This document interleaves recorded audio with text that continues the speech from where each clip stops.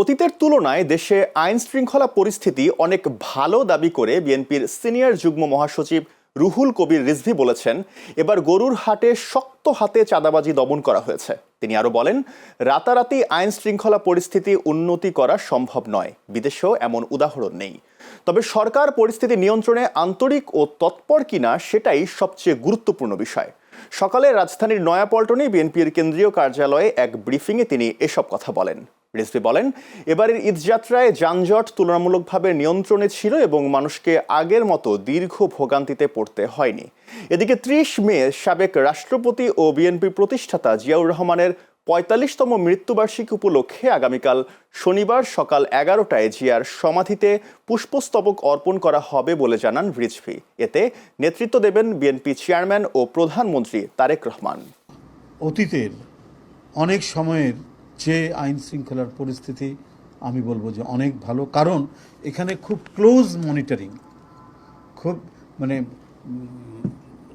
সকাল সন্ধ্যা দৃষ্টি নিবদ্ধ রয়েছে বলেই করতে পারে, এই আইন শৃঙ্খলার পরিস্থিতি একটা মোটামুটি একটি পর্যায়ে। ঈদের আগের কয়েক সপ্তাহ পর্যটক সংকট থাকলেও টানা ছুটিতে লাখো পর্যটকের আগমনে প্রাণ ফিরে পেয়েছে পর্যটন নগরী কক্সবাজার। ঈদের দ্বিতীয় দিনে কক্সবাজার সমুদ্র সৈকতে বেড়েছে পর্যটক সমাগম। সৈকতের বালিয়াড়িতে উপচে পড়া ভিড় আর সমুদ্রের লোনা জলে আনন্দ উচ্ছ্বাসে মেতেছেন সব বয়সী মানুষ। শিশু কিশোর থেকে শুরু করে সব বয়সী মানুষ উপভোগ করছেন সমুদ্রের অপরূপ সৌন্দর্য। ঈদ উপলক্ষে কক্সবাজারের বিভিন্ন পর্যটন কেন্দ্র নতুন সাজে সজ্জিত করা হয়েছে। সমুদ্র সৈকতের পাশাপাশি হিমছড়ি, ইনানি ও মেরিন ড্রাইভ এলাকাতেও বেড়েছে পর্যটকদের ভিড়। এদিকে দেশের বিভিন্ন প্রান্ত থেকে আগত পর্যটকদের সার্বিক নিরাপত্তা নিশ্চিতে সৈকত সহ গুরুত্বপূর্ণ পর্যটন স্পটগুলোতে টহল জোরদার করেছে টুরিস্ট পুলিশ। স্বামীকে নিয়ে আসছি ঠিকই, কিন্তু আমার এক খুব কাছের দুজনকে নিয়ে আসতে পারি নাই। খুব খারাপ লাগতেছে তাদের জন্য, কি বলবো। আর ওরা থাকলে অনেক বেশি ভালো হতো, আরো অনেক বেশি এনজয় করতে পারতাম।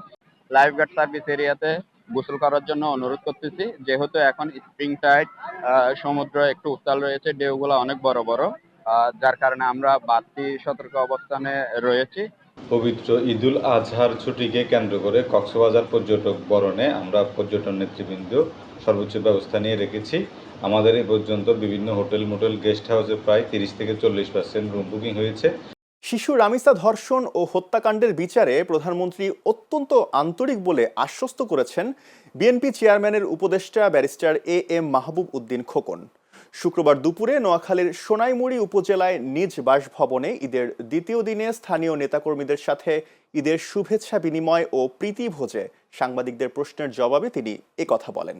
তিনি আরো বলেন, দেশের বিচার ব্যবস্থার কারণে বিচারে কিছুটা বিলম্ব হয়ে থাকে। প্রধান বিচারপতি ও আইন মন্ত্রণালয়ের আন্তরিকতায় রামিসা হত্যাকাণ্ডের বিচার হবে অতি দ্রুত।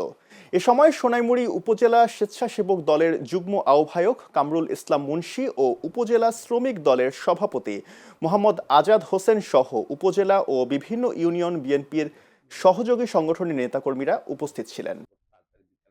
বিএনপির মহাসচিব ও এলজিআরডি মন্ত্রী মির্জা ফখরুল ইসলাম আলমগীর বলেছেন, একটি ধ্বংসস্তূপের মধ্য দিয়ে দায়িত্ব নিয়েছে সরকার, সেখান থেকে শুরু করতে হয়েছে শূন্য হাতে।